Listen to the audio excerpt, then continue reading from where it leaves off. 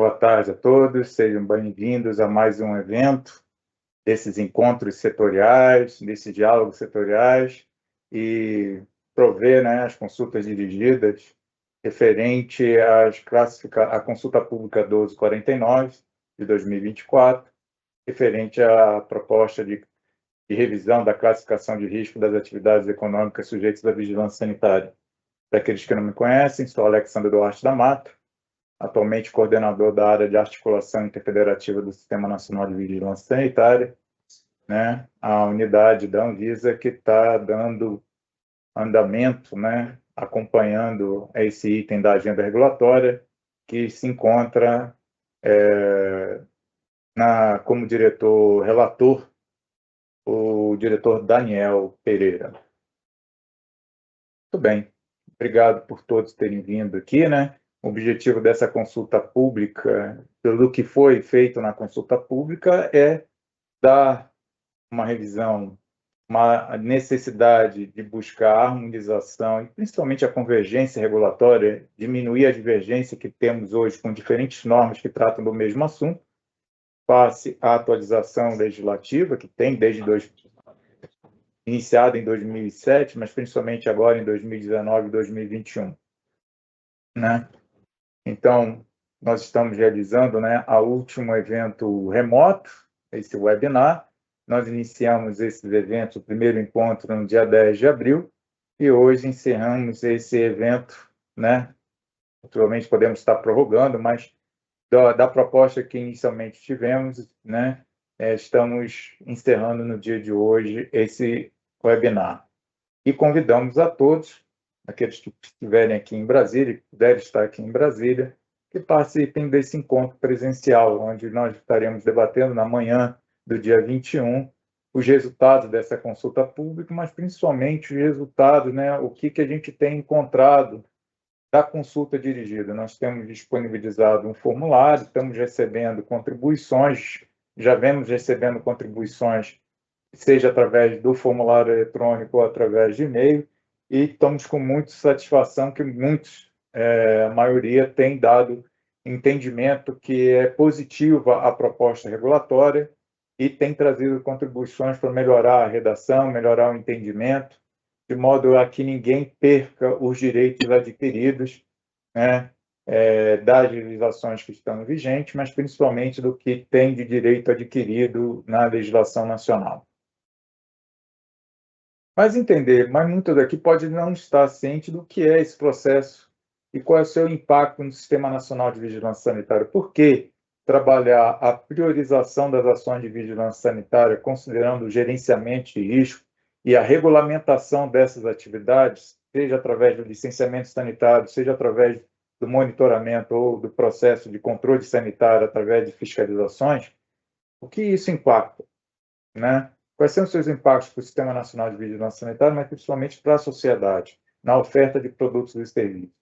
Quando nós falamos de um Sistema Nacional de Vigilância Sanitária, nós estamos falando de um conjunto de ações que são executadas pela administração pública, seja ela direta ou indireta, já que eu tenho Secretaria de Saúde, também eu tenho agências, como a própria Agência Nacional de Vigilância Sanitária, mas existem agências estaduais, seja de vigilância de saúde, seja de vigilância sanitária, que regulam, que têm essa atividade de normatização e controle na área referente à vigilância sanitária. Isso está previsto na lei, tanto da lei que regulamentou o SUS, do Sistema Único de Saúde, 8080, como a própria lei que definiu o Sistema Nacional de Vigilância Sanitária, mas também que criou a Agência Nacional de Vigilância Sanitária, que é a Lei 9782 de 1999. Então, deixar bem claro que essas atividades de vigilância sanitária fazem parte do Sistema Único de Saúde, que faz parte de todo o ciclo de vida de uma pessoa, né? E ele é entendido, ele é de responsabilidade dos três entes, né? Seja federal, através da Agência Nacional de Vigilância Sanitária, no âmbito estadual, através de sua Secretaria de Saúde, e do Distrito Federal e também municipal. E, como faz parte do Sistema Único de Saúde, ele não há subordinação entre os entes, mas ele necessita, dentro da sua hierarquia, ele tem a coordenação no âmbito nacional de responsabilidade da Agência Nacional de Vigilância Sanitária, que deve atuar de forma articulada, né, com os demais entes. de modo a buscar essa convergência, uma harmonização dos processos de atuação dessa vigilância sanitária. De modo que essa articulação, né, a governança desse Sistema Nacional de Vigilância Sanitária, a pactuação das ações que são as ações de vigilância sanitária que são executadas por todos os entes de suas responsabilidades, que estão previstas na Lei 8080, de 1990, elas devem ser pactuadas no âmbito da Comissão Intergestora Tripartite, como também a nível estadual ou municipal, através das comissões intergestoras bipartite ou intergestoras regionais. Quando eu falo em regulação de vigilância, de licenciamento sanitário, controle sanitário, eu tenho que falar quais são os produtos e serviços, né? Quais são as atividades relacionadas, que produtos, que prestadores de serviços são esses relacionados à saúde, de interesse à saúde, ou que têm impacto direto ou indireto à saúde e ao ambiente.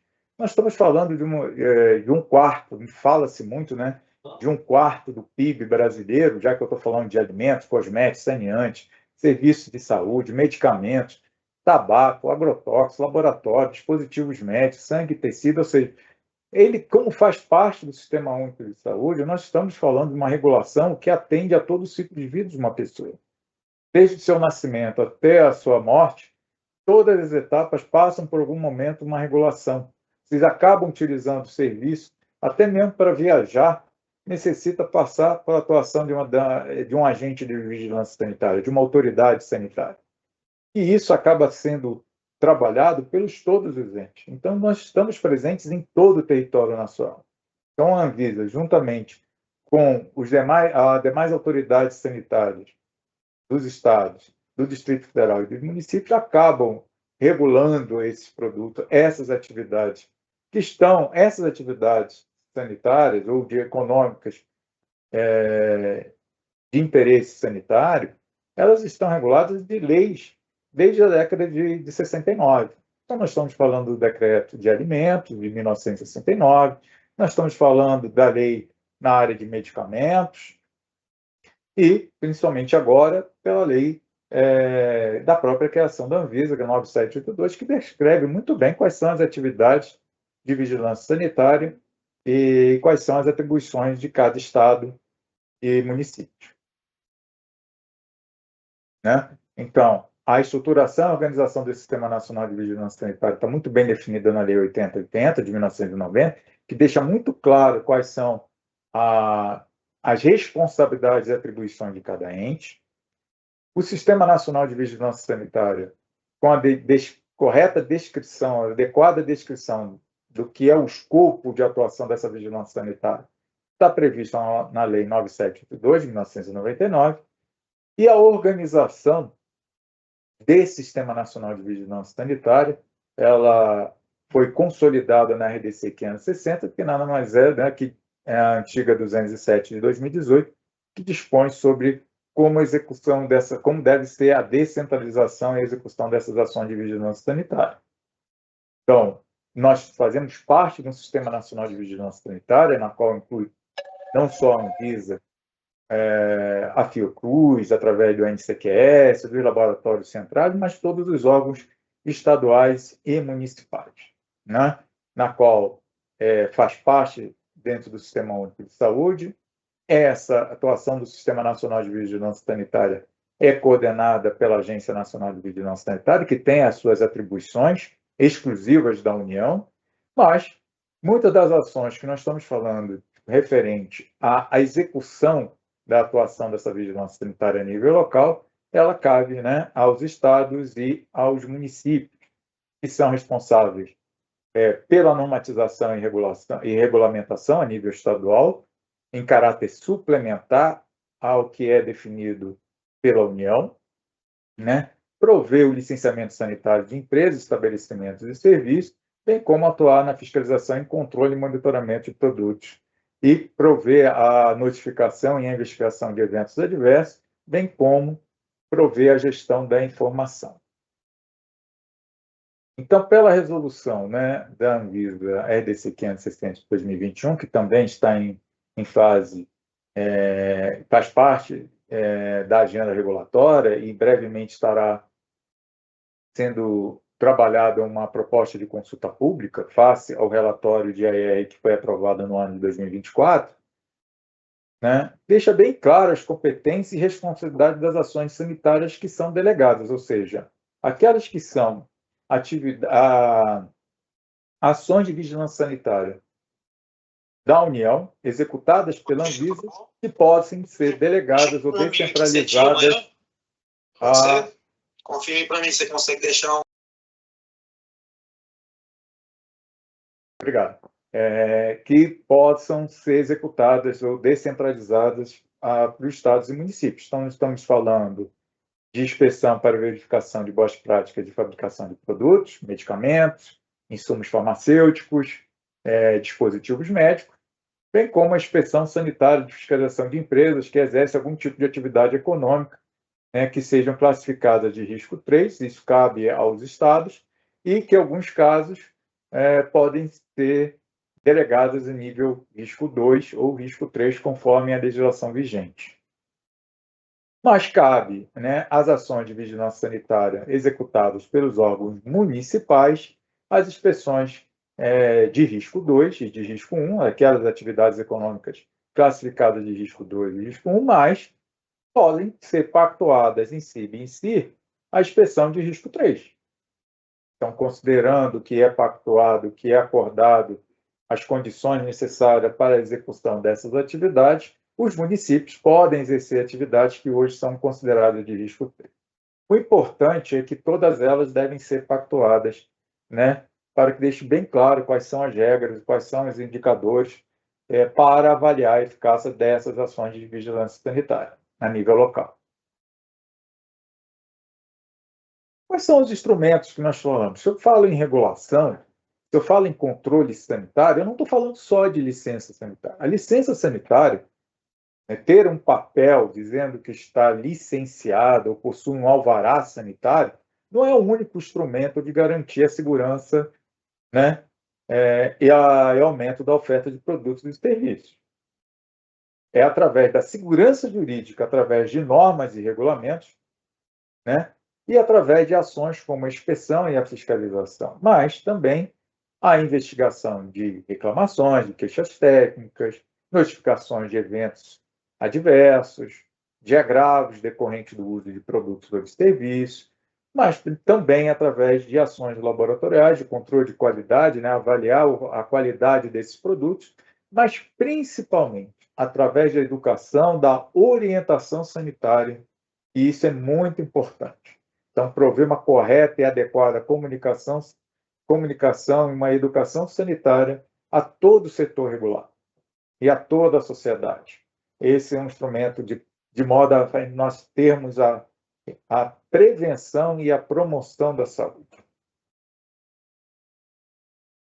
Bom, mas nesse momento da agenda regulatória que nós estamos trabalhando nessa consulta pública 1249 de 2024, que estamos dando prosseguimento, continuidade ao processo de participação social, nós temos que falar que o regulamento do licenciamento sanitário existe e é definida, no âmbito nacional pela Lei 11.598 de 2007, que estabeleceu as diretrizes para procedimentos para simplificação e integração do registro de delegação. Observe que a proposta da Lei 11.599, nesse processo de simplificação, de diminuir a burocracia, é criar um cadastro único, de modo que todo o processo de licenciamento, inclusive sanitário, ele esteja integrado, ele esteja interoperabilizado. Então, no momento que eu tenho uma pessoa física, seja ela qualquer tipo de empreendedor, seja ela física ou jurídica, pessoa física ou jurídica, uma vez estando dentro dos seus cadastros nacionais, obtenção de CNPJ, no momento que abre uma empresa junto ao comércio, ou que se cadastra dentro dos cadastros nacionais, ela deveria estar sendo orientada ao objeto do licenciamento sanitário. Tá certo? E essas garantias do livre mercado, do acesso à liberdade econômica, elas estão definidas na Lei 13.874 de 2019, e foi regulamentada em 2019 no Decreto 10.178, que lá fala da classificação de risco. Então, normas anteriores à de 2019, que falavam da classificação de risco, que falavam da abertura de empresa, que já falavam sobre que falam da regulação da liberdade econômica, né? Como aquelas exercidas pelos microempreendedores, pela economia solidária e também pela agricultura familiar, elas deveriam ser revisadas. Nós fomos obrigados, por lei em 2019, a consolidar todas essas normas, da mesma maneira que várias normas foram consolidadas que falam no mesmo assunto. E principalmente agora, em 2021, que fala essa solicitação de abertura de empresa. E ela alterou a lei de 2007. Então, era oportuno, sim, em revisar, em avaliar quais foram que o legislador nacional, no âmbito nacional, está trazendo de inovação e que deveria fazer parte desse processo de atualização das normas, que falam principalmente no caso do controle e licenciamento sanitário.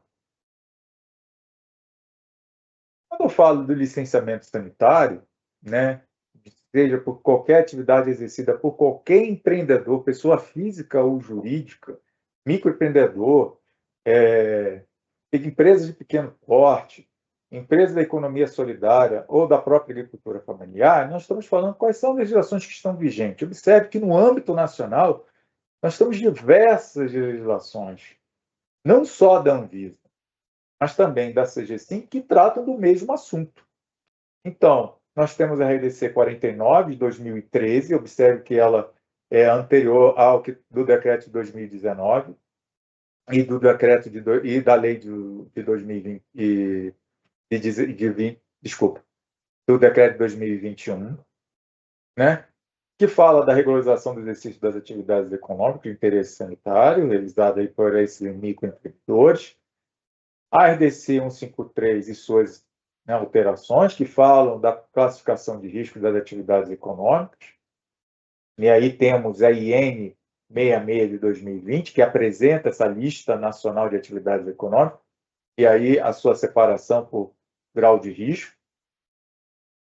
Mas a própria CGSIM, né, o Comitê Gestor de Simplificação, descreve quais são as ocupações permitidas pelo MEI, através do seu regulamento 140 de 2018, né, que é atualizada aí pela CGSIM 150 de 2019.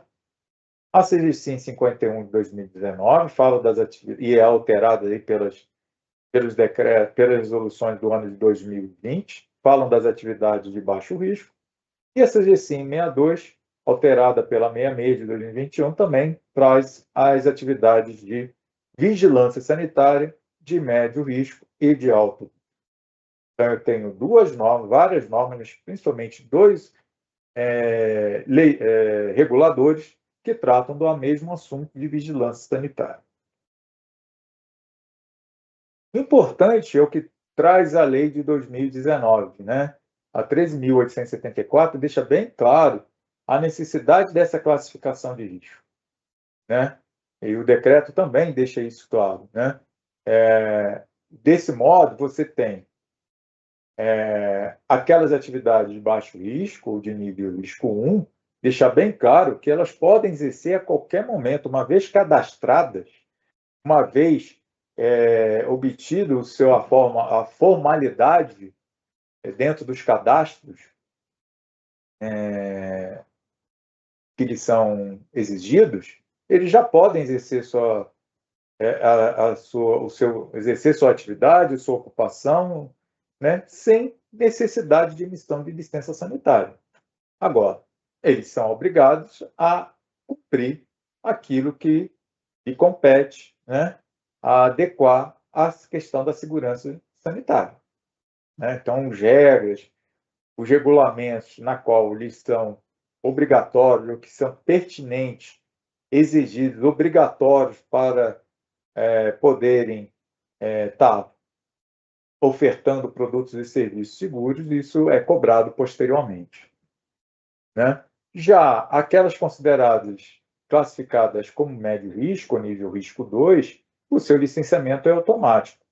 Ou seja, uma vez cadastradas, ela assinando os termos de compromisso, né, os termos de responsabilidade, o licenciamento deveria ser automático. Então, uma vez cadastrado, assinaria os termos, apresentaria os documentos necessários, e aí a emissão automática do documento. E somente após a emissão automática do licenciamento ou do alvará sanitário, desse ato público, é que ele pode, né, exercer sua atividade e, por fim, também ele será cobrado dos requisitos obrigatórios, né, deverá atender os requisitos que estão ali forem obrigatórios, exigidos a partir desse momento, a posterior. Já aquelas atividades de risco 3, de alto risco, na qual, em função do seu nível de complexidade, principalmente da natureza de produtos, nós estamos falando de medicamentos, nós estamos falando de produtos inflamáveis, perigosos, tóxicos, né? Em função da natureza do serviço hospitalar, a complexidade de um serviço de saúde, é necessário uma análise prévia. Então, o funcionamento da empresa ele está condicionado, o exercício, o início dessa atividade econômica ou dessa ocupação, face à sua complexidade, face à natureza desse produto ou desse serviço, necessário uma análise prévia. Aí, a análise prévia cabe a cada órgão, a cada ente federado, definir os seus procedimentos. Seja uma análise documental, aí que dá o gerenciamento de risco. Né? A sua análise de risco se dá aí. Se eu vou fazer apenas uma análise documental, ou se eu vou fazer uma inspeção remota ou uma vistoria prévia no local, cabe à competência de cada ente federado definir os seus procedimentos. Se vocês olharem hoje, face a essa grande diversidade de regulamentos, no âmbito nacional, já tenho duas organizações, duas entidades, órgãos que já tratam do mesmo assunto. Imagine a nível local que eu tenho cada um dos 27 estados também com suas normas ativas e dos seus municípios também, cada um deles com seus, e cada um deles apresentando classificações diferentes. Isso gera uma insegurança jurídica. Isso é provado comparando as tabelas que existem hoje. Se eu olhar, fazendo uma comparação, pensando que existem 1.331 atividades econômicas hoje identificadas que sejam objetos de interesse à vigilância sanitária, se olhar o que está previsto na CGSIM e nas normas da IN 66, eu tenho 288 listadas. Certo? E se eu comparar aquelas que não estão listadas nas normas da CGSIM e Anvisa, faltam 38. Ainda existem 38 atividades que não se encontram em uma das normas que se encontram listadas, né, vigentes. Então, elas estão no limbo, elas estão no vácuo. Elas não estão sendo regulamentadas pela agência no âmbito nacional, porque elas não se encontram listadas em uma das normas do âmbito nacional. E se você comparar a norma da CGSIM e a norma da Anvisa, que é a Instrução Normativa 66, as atividades consideradas de alto risco, eu tenho 108 listadas na resolução CGSIM 62 de 2020, mas apenas 89 pela IN 66. Então, se você for comparar, a CGSIM foi mais pesada, foi mais exigente do que a própria Anvisa. E se eu comparar a legislação do MEI, eu tenho hoje listadas no anexo da CGSIM 71 ocupações ou ocupações profissionais permitidas para o MEI, que podem exercer atividade de vigilância sanitária. Dessas, apenas 22 estão, né, como risco 1, previsto na CGSIM 51, mas 17 estão listadas na CGSIM 62. E apenas 7 estão listadas na IN 66, de 2020. Então, mostra um problema regulatório face à divergência e a possibilidade de, além disso, de você ter da divergência, né? Mas a insegurança jurídica, mas principalmente considerando o número de atividades ainda que não se encontram listadas no âmbito nacional, uma informalidade. Então, possivelmente, tenham produtos e serviços que hoje não estão no âmbito da vigilância sanitária e que estão sendo ofertados à população. Então, qual foi o objetivo da agenda regulatória da Anvisa? Né? De prover um ambiente regulatório favorável ao desenvolvimento social e econômico a partir da revisão dessas diretrizes para a classificação de risco. Então, considerando a necessidade, a obrigação, não só da Anvisa, mas de todos os órgãos e instituições federais em prover a consolidação e a revisão de suas normas que tratam do mesmo assunto, foi feita a revisão e a consolidação, a proposta, nós estamos ainda estamos na etapa ainda de consulta, né? Da lei não há nenhuma, as leis ainda estão vigentes, é a consolidação e revisão dessas resoluções, tanto a RDC 49, a RDC 153 e a IN 66, de modo a prover um novo regulamento, a revisão do exercício dessas atividades econômicas, considerando os requisitos da categorização e classificação de risco dessas atividades sujeitas à vigilância sanitária realizada por diferentes empreendedores, pessoas jurídicas, inclusive microempreendedor individual, do empreendedor da família, do empreendedorismo econômico solidário, quanto da familiar rural. Bom, a Anvisa trabalha com análise de impacto regulatório. Então, primeira coisa é saber, no processo de revisão normativo da Anvisa, se isso é um problema regulatório e quais são os cenários e impactos desse problema. Então, através de todo o ano de 2021 até o ano de 2023, foi feito um trabalho, não só da Anvisa, mas com colaboração dos entes do Sistema Nacional de Vigilância Sanitária, várias consultas, várias reuniões, trabalhos em grupos tripartites e também dentro da CGSIM, com a participação de outros órgãos e entidades, para saber se isso era um problema. E constatamos que é um problema, que as ações de vigilância sanitária que são realizadas no pré-mercado, eu estou falando aí sim, no processo de licenciamento sanitário, bem como de pós-mercado, que aí sim uma empresa já em exercício, em funcionamento, não são baseados no gerenciamento de risco sanitário. Ou seja, eu não uso ferramentas de identificação e análise de risco para atuar na vigilância sanitária, nem que seja para identificar por que aquela empresa, por que aquele empreendedor precisa de licença sanitária ou quais são os controles necessários para a execução, uma vez que eu tenho uma empresa ou um prestador de serviço em funcionamento. Quais são as causas desse problema regulatório? É a falta de harmonização e padronização da categorização dessas atividades econômicas. Acabamos de ver que eu tenho duas normas no âmbito nacional que se diferem com relação à classificação de risco, e eu tenho 38 atividades econômicas que não estão listadas em nenhum tipo de norma nacional. Tenho a falta de padronização, ou seja, por que aquela atividade de fabricante pode ser considerada de alto risco e por que atividades outras de fabricação de produtos, como alguns alimentos, podem ser de baixo risco. Por que eu tenho diferenciação entre a norma nacional e a norma estadual ou municipal?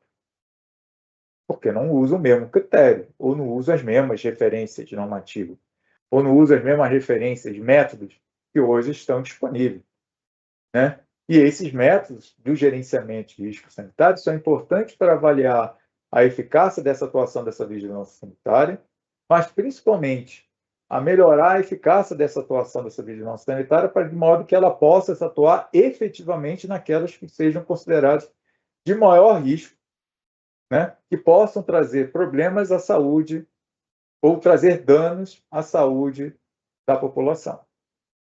Consequências disso, a baixa efetividade da atuação do Estado de Vigilância Sanitária, já que ela continua simplesmente liberando licença, atua simplesmente no licenciamento sanitário, em vez de atuar, ser mais efetivo em outras formas, em outros instrumentos de controle sanitário.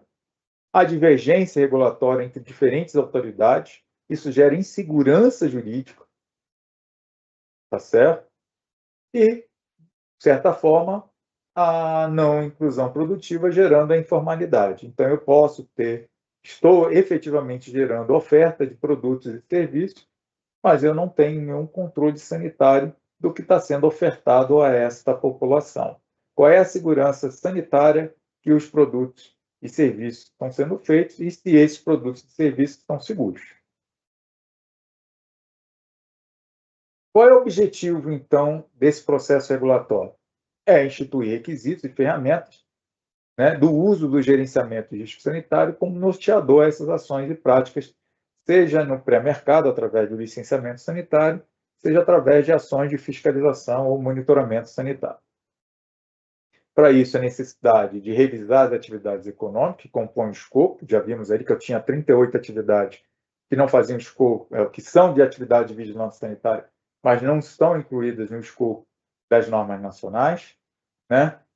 Adotar esses requisitos harmonizados, buscar a convergência regulatória nessa categorização dessas atividades econômicas, de modo a promover a inclusão produtiva, e modernizar e simplificar e otimizar esse processo de atuação da vigilância sanitária através do uso das ferramentas, né, do gerenciamento de risco, aumentando, assim, a capacidade de atuação dessa vigilância sanitária e com ganhos de eficiência e efetividade.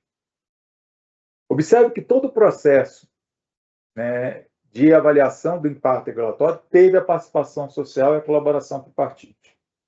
Então, o relatório de análise passou por todo esse processo de participação social, com vários eventos, reuniões e também pela tomada pública de subsídio. Além disso, esse relatório foi consolidado e apresentado junto aos grupos tripartites, né, dos fóruns tripartites que eu tenho dentro do Sistema Nacional de Vigilância Sanitária, mas também nas reuniões que, ao longo do ano de 2021 até o ano de 2024, a gente vem tratando isso dentro do Comitê Gestor de Simplificação. Mas, principalmente, da consulta pública 1249 de 2024, que ela ocorreu aí no período, já fazemos, né, estamos agora no período de um ano, iniciou exatamente no dia de hoje.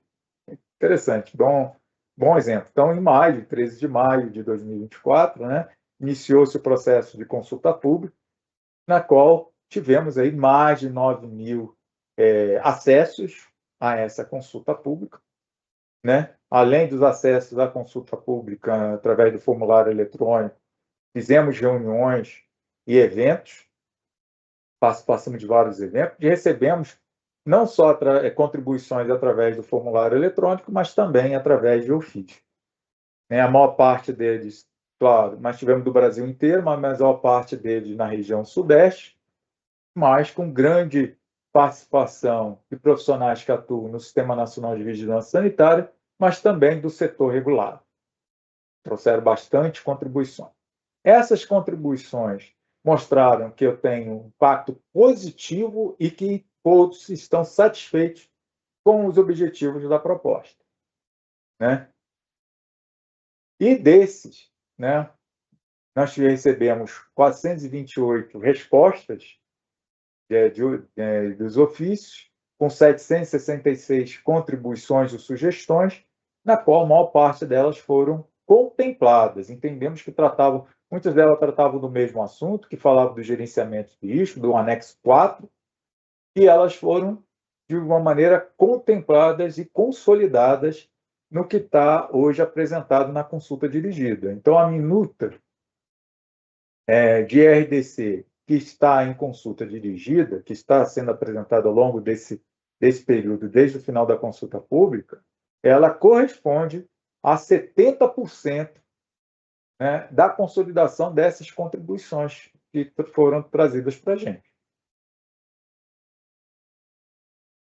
Dessa proposta de categorização das classificações das atividades econômicas, o que é importante pontuar aqui? Primeiro, que o objeto do escopo da vigilância sanitária, da atuação dessa vigilância sanitária, das atividades econômicas e das ocupações profissionais, elas se referem ao que está previsto no Decreto-Lei de 69, o Decreto-Lei 986 de 69, da Lei Federal 5991 de 73, da Lei 6360 e suas atualizações, da própria Lei 8080 e principalmente da Lei 9782 de 99. Deixa bem claro qual é o escopo de atuação a nível nacional. Eu gosto de frisar bem isso. A nível nacional, o que é atuação de vigilância sanitária? Tá certo? De modo que os anexos da nova proposta, elas correlacionam essas atividades econômicas listadas aí no âmbito nacional e correlacionam com os diversos aspectos do Cadastro Nacional de Atividades Econômicas, que é o que está no CNAE. Então, nós buscamos correlacionar as atividades econômicas listadas no âmbito nacional com aquelas que estão descritas nos respectivos CNAE. Ainda mais, nós fizemos, no caso do serviço de interesse, no serviço de saúde e interesse de saúde, né, muitas delas que não possuem CNAE, mas elas possuem o CNES, que é o Cadastro Nacional de Estabelecimento de Saúde. Então, correlacionar essas atividades com os respectivos CNES.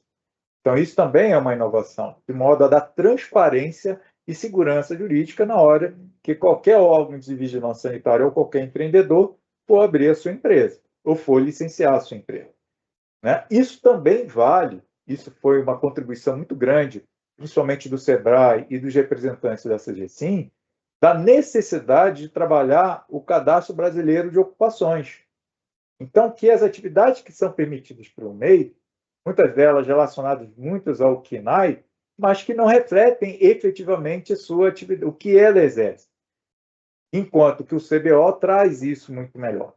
Então, nós incorporamos o Cadastro Brasileiro de Ocupações e correlacionamos as diferentes atividades no âmbito nacional, atividades que estão listadas no âmbito nacional para vigilância sanitária.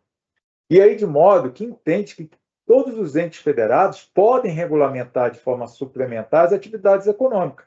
Então, eu tenho as atividades econômicas do âmbito nacional, quais são essas atividades econômicas, como correlacionadas aos seus respectivos CNAE, CNES e CBO, mas que eu posso ter uma outra gama de outras atividades que são de responsabilidade a nível local, a nível estadual, municipal, que devem sim ser regulamentadas e classificadas, né, pelos órgãos de sua competência, pela autoridade sanitária competente no nível local.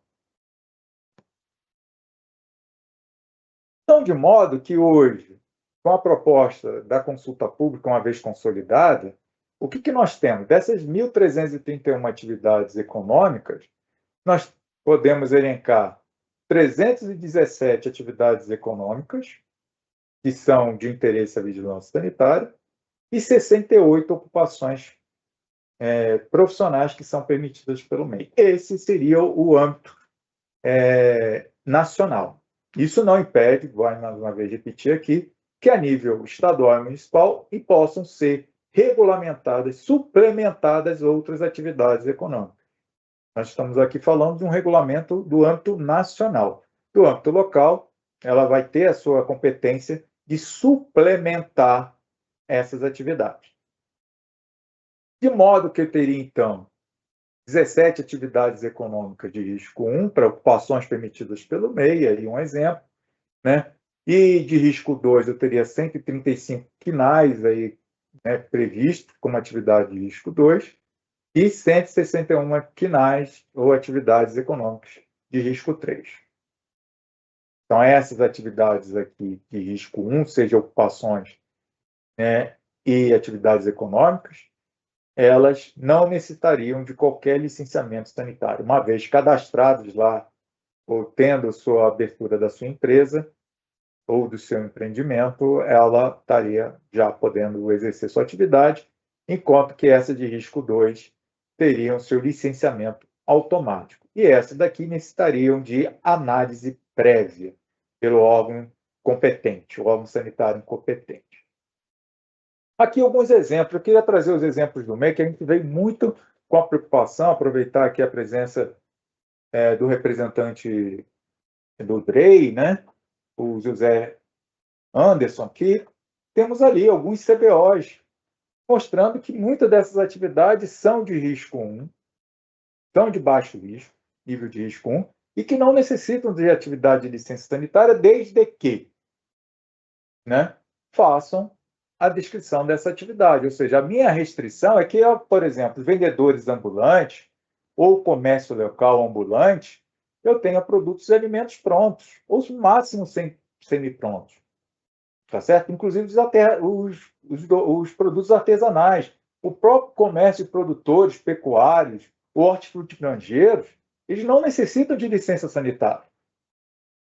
O churrasqueiro, pizzaiolo, sushi man, cozinheiros, desde que o produto seja pronto ou semi-pronto, que não necessitam de preparação especial, manipulação de alimentos no local, eles são considerados, nós entendemos que sejam considerados de baixo risco e não necessitam de licença sanitária.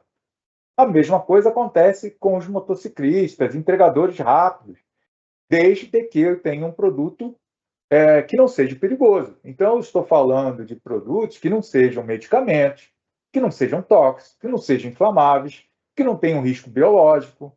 Essa seria a restrição para que os produtos sejam classificados. Então, vide a natureza e a finalidade desse produto ou desse serviço, eles podem ser tranquilamente trabalhados como baixo risco e não necessariamente da emissão da licença inicial de funcionamento.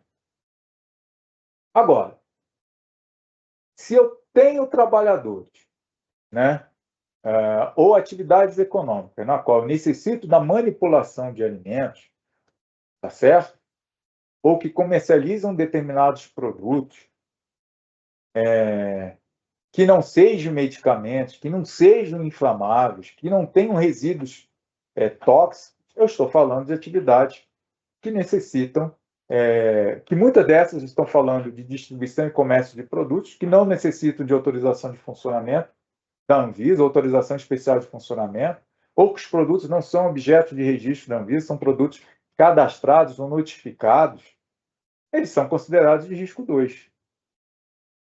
Nós estamos caracterizando eles como de risco 2, de nível 2, baixo, médio risco. E, portanto, licenciamento automático. Ou seja, uma vez dentro da interoperabilidade dos sistemas, uma vez que eu tenha a informação desse CBO, desses KNAIs, dessas atividades econômicas, imediatamente o cara, uma vez assinados os termos, como diz o disposto na lei de 2021, ele tem a facilitação da emissão da sua licença. O que nós estamos buscando aí, que devemos buscar, é a interoperabilidade e a integração desses cadastros. De modo que a vigilância sanitária pode identificar tranquilamente as atividades, quem são os empreendedores que realizam atividades de baixo risco, de médio risco e também a de alto risco. Então, se eu tenho trabalhadores, se eu tenho ocupações profissionais que trabalham com produtos que tenham registro junto à Anvisa, que sejam produtos perigosos, considerados inflamáveis, tóxicos, que eu estou conduzindo resíduos ou amostras biológicas, que eu esteja trabalhando com atividades e com procedimentos invasivos, com uso de equipamentos ou com uso de medicamento, e face à natureza desses produtos, face à finalidade desse serviço, à complexidade desse serviço, eles serão considerados, sim, de alto risco. Então, para o seu licenciamento, considerando a análise de risco que nós estamos promovendo, a avaliação do risco-benefício, do risco potencial e benefício que ele está trazendo, se eu não tenho naquela localidade capacidade de minimizar o efeito do risco ou da ocorrência de um dano, eu tenho que fazer uma análise prévia. E essa análise prévia cabe a cada órgão sanitário, a autoridade sanitária competente definir como se dará essa análise de risco. Através de análise documental, através de inspeção remota, através de inspeção presencial, há vários procedimentos que podem estar trabalhando isso, né? Então, como resultado da consulta pública 1249 de 2024, nós temos que sim, isso é um direito que já foi assegurado na lei de 2021 e na lei de 2019, assegurar o livre exercício das atividades econômicas. Então, qualquer empreendedor tem o livre acesso de exercer sua atividade econômica, seja ela do risco, considerada ela de baixo risco, médio risco ou alto risco, desde que ela tem que atender aos requisitos técnicos e legais sanitários para a oferta desses produtos e serviços.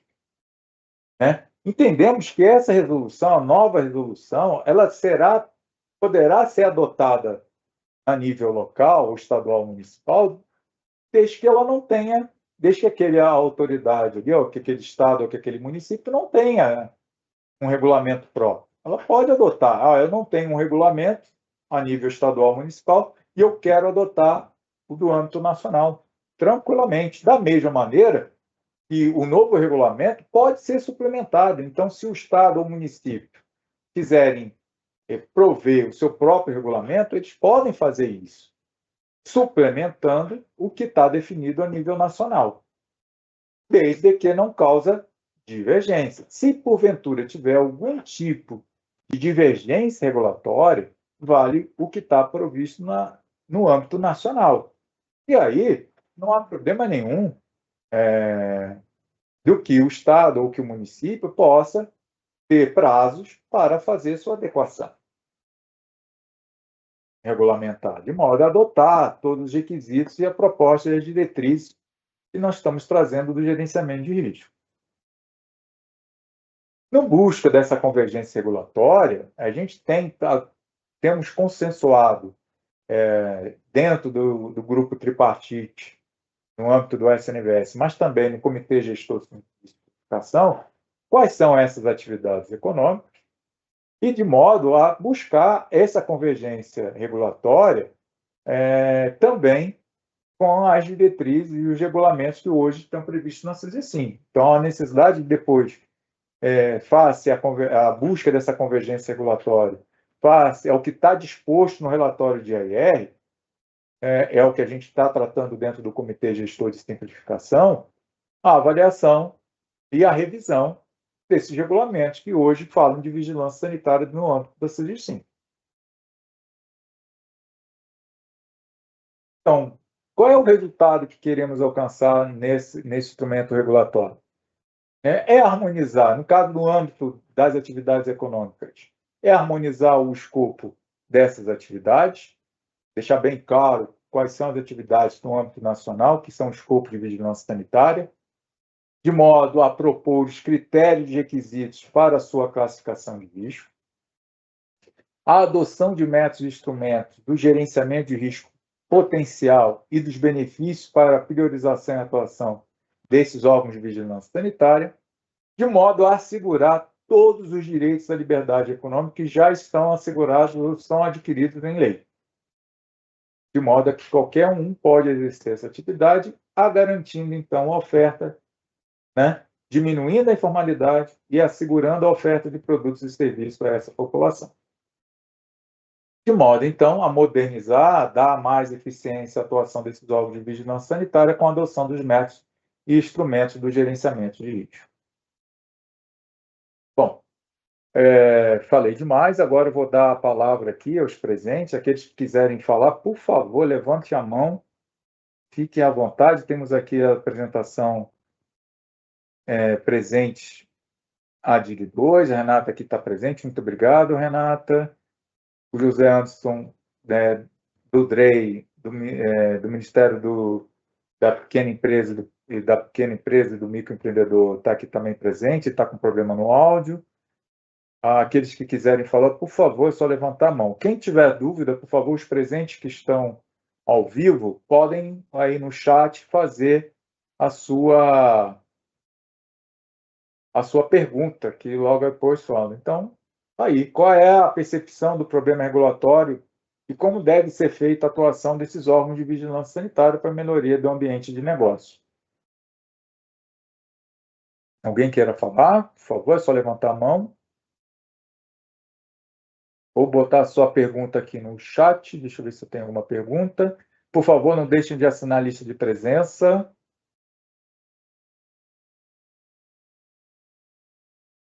Não tenho dúvida. Jonas, quer fazer algum comentário?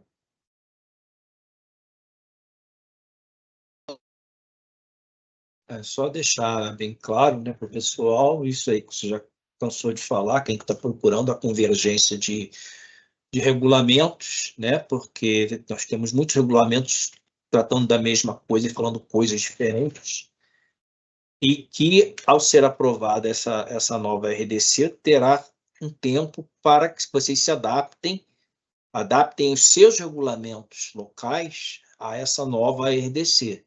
Parece que são 3 anos, não é isso? Então, Sim, é 3 isso. anos.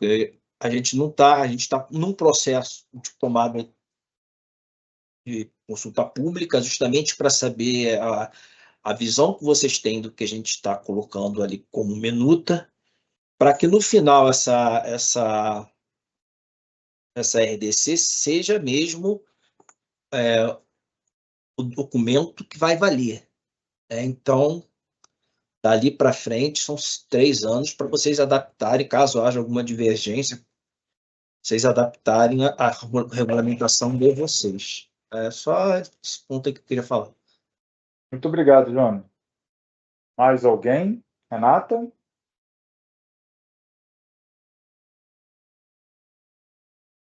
Não, eu não tenho nenhuma consideração específica não, tá, Alex? Acho que você já falou muito bem, resumiu aí todo o processo. Só colocar, né, que a diretoria está aqui à disposição para continuar, né, apoiando a área, né, nesse tema e aberto aqui as contribuições, né, de todos os atores afetados.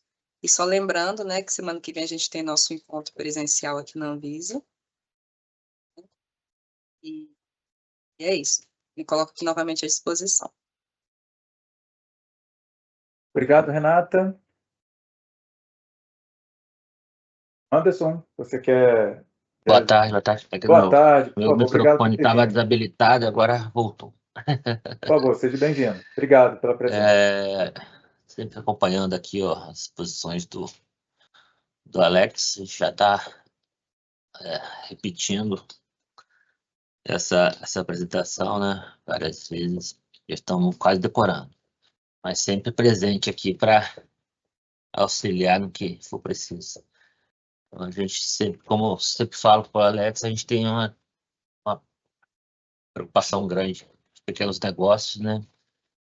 Que as normas possam trazer mais um rigor maior e que esse rigor possa afastar, principalmente os microempreendedores individuais, né, da formalidade, né? A gente trabalha aqui buscando que esses microempreendedores, principalmente, se formalizem e a gente está com receio de que essa norma possa atrapalhar nesse sentido, né, de impor restrições que possa afastar os empreendedores da regularidade.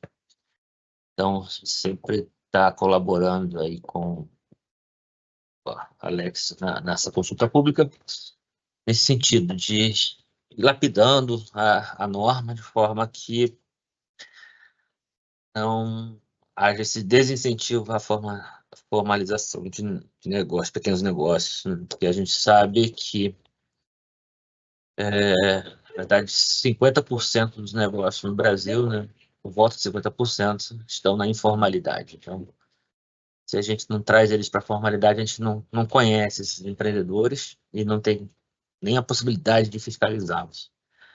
Então, a gente sempre alertando e pedindo para a Anvisa que nesses estudos leve em consideração essa questão da formalidade dos pequenos negócios, principalmente dos microempreendedores individuais.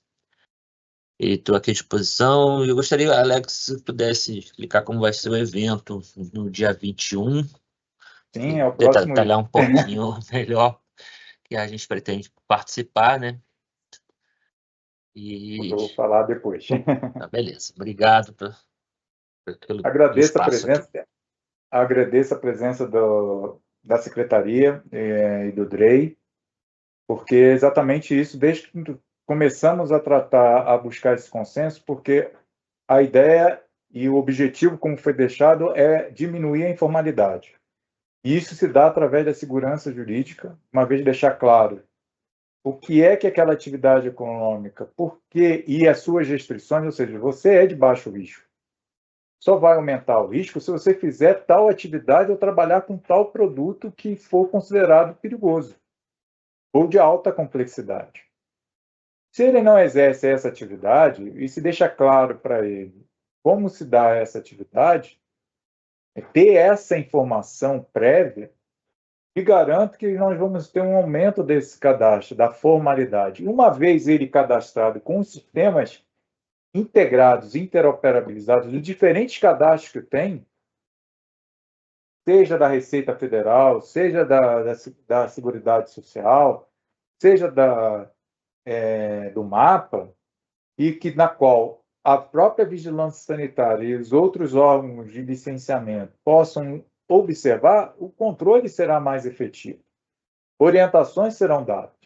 Então, tem que deixar claro, esse objetivo, dar segurança a esses empreendedores de saber, eu estou exercendo esta atividade, então é um ambulante, estou ambulante, perfeito. Né? Eu posso vender, eu posso ser um bar, eu posso ter uma distribuidora, eu posso ter uma confecção, sim, sem problema nenhum. Desde que não trabalhe com esse tipo de produtos. Ou se eu não vou trabalhar com medicamentos, eu não vou trabalhar com resíduos biológicos, não vou trabalhar com produtos inflamáveis, se eu não vou trabalhar com tal coisa, ou ele pode ser considerado como uma atividade de baixo risco. E aí não obter necessidade de ter um licenciamento, nem ter qualquer tipo de documento sanitário. Ou o seu licenciamento será automático. O importante é que ele se formalize e que tenha essa orientação. Agora, no momento que ele for, agora, algo impede dele querer trabalhar, desse microempreendedor da agricultura familiar, em querer manipular um produto que será considerado como suplemento alimentar ou com medicamento ou que tem alta complexidade, sem problema nenhum. Ele deverá ser orientado da necessidade de requisitos para manipular esse tipo de produto ou exercer tal atividade. E isso acho que vai trazer transparência, assim como a interoperabilidade e a integração de diferentes sistemas de cadastro. Muito obrigado e com certeza nós vamos alcançar esse consenso e alcançar esses objetivos em comum. Eu tenho uma pergunta aqui no chat, um momento, por favor. O anônimo. Depois coloca o nome, por favor. Muito obrigado pela apresentação. Gostaria de saber quais são os critérios utilizados para a definição do nível de risco de cada atividade econômica. Muito obrigado pela pergunta. É o que a gente está trazendo na consulta, que é o que a gente trouxe na consulta pública, mas ela foi melhor a partir das contribuições recebidas na consulta pública. O que nós chegamos? As atividades que são consideradas o grau de risco, ou a aferição do grau de risco, depende da complexidade, da natureza e finalidade de uso do produto ou da complexidade daquele serviço. Então, se eu estou falando de produtos não perigosos, não inflamáveis, que não sejam medicamentos, que não sejam tóxicos, todos eles, e que não necessitam de registro junto à Anvisa, são produtos que são cadastrados ou apenas notificados, ou nem isso, eles são considerados de baixo risco. No momento que eu já tenho uma complexidade, seja na produção, na manipulação daquele produto, se ele necessita ser fracionado, ele passa a ser um produto, e que o produto é cadastrado, ou que eu estou falando de um serviço de interesse à saúde, como manicure, pedicure, né, que não está manipulando ou atuando com produtos como medicamento, por exemplo, que não operam equipamentos eletromédicos, eu estou falando de atividades que são de médio risco. Então, licenciamento automático.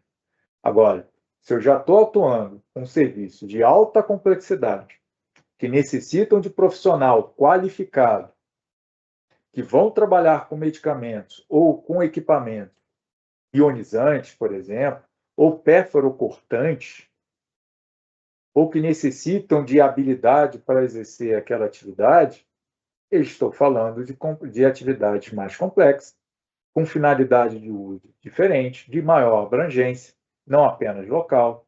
Então, eu estou falando de atividades de alto risco. Bruna, obrigado pela presença. Como deveria ter uma orientação mais clara sobre o procedimento invasivo? O que é o não invasivo? Bruna, é o que a gente está trazendo na minuta de RDC. Na minuta da RDC, nós colocamos algumas definições. Então, com a ajuda da área da Gerência Geral de Tecnologia de Estabelecimento de Saúde, nós estamos trazendo uma definição. Então, ficaria muito grato se você pudesse também, assim, com a ajuda dos seus colegas, das suas instituições, em trazer, melhorar essas definições, esses conceitos. Então, junto com a Gerência Geral de Tecnologia de Estabelecimento de Saúde, trouxe uma proposta de definição que foi apresentada tanto na consulta pública quanto está aí na consulta dirigida. Então, acesse a consulta dirigida e apresente aí suas contribuições.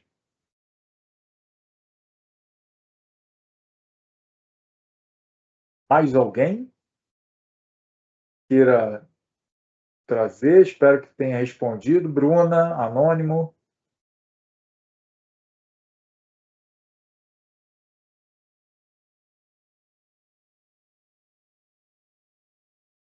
Mais alguém? Ah, sim, mais uma pergunta. Obrigado. Vamos ver aqui. Obrigado, Bruno. Mas, por favor, não deixe de participar da consulta e trazer. Letícia, obrigado pela resposta. Questionamento quanto aos critérios utilizados para a definição do alto risco, do risco em cada atividade. Me chamo Letícia. Obrigado. Letícia, mas obrigado. Por favor. Espero que a proposta, Letícia, que o que está na consulta dirigida, né, possa trazer algum tipo de consenso, de convergência e harmonização na nossa prática de atuação de vigilância sanitária.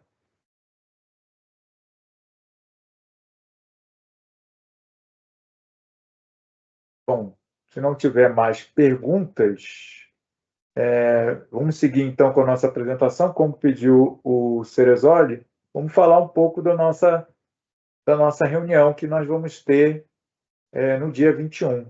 Pode compartilhar, por favor, Zé?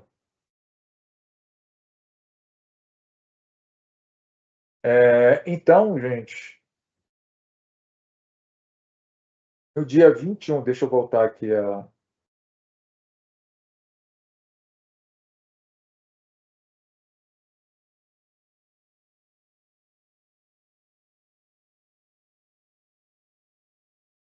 Então, no dia 21, nós estaremos convidando a todos, a quem puder vir aqui em Brasília, para fazer esse bate-papo sobre a categorização e a classificação de risco. José, no dia 21, então, nós teremos a abertura do evento, desse encontro. É um encontro com o diretor adjunto da DIRI 2, que vai falar dos objetivos dessa consulta dirigida, do que é dessa participação social. Logo após a minha fala, que vou apresentar tantos esses resultados aqui presentes, mas também do que a gente recebeu até então da consulta dirigida. Nós já vemos recebendo, através de e-mail, ou através do ofício, ou através dos formulários, algumas contribuições, sim. Muito grato ao pessoal do Rio Grande do Sul, ao Estado do Rio Grande do Sul, que já se manifestou, assim como dos estados da Bahia, do Amazonas, de São Paulo, que já começaram a contribuir no seu formulário eletrônico. Então, a gente vai fazer um primeiro apanhado, tá, José, desse resultado, dessa primeira etapa da consulta dirigida. Feito a minha fala, nós vamos pedir aos presentes, principalmente as instituições como o DREI, da Presidência da República e da Receita Federal, bem como dos entes do SNVS, vão ter ali a palavra durante ali 5, 10 minutos, cada um dos representantes que vão ser chamados à mesa, e aí já fica o convite, né? Nós estaremos presentes, confirmada a Receita, o SEBRAE, aí vocês do DREI, e bem como representantes dos órgãos estaduais de vigilância sanitária, que cada um deles apresentem a sua fala e o que acham que é consenso. Eu acho que o momento que nós estamos trazendo aqui, o que é consenso para a proposta de classificação de risco? O que nós estamos trazendo de consenso? O que é necessário ainda consensual? O que é importante que possa trazer impacto e que deve ser trabalhado um regulamento do âmbito nacional. Eu gosto muito de frisar isso. Nós estamos trabalhando o regulamento do âmbito nacional. Cada vigilância local vai poder criar seus procedimentos de forma suplementar, porque o processo de licenciamento, de controle, de fiscalização sanitária vai ser feito localmente, né?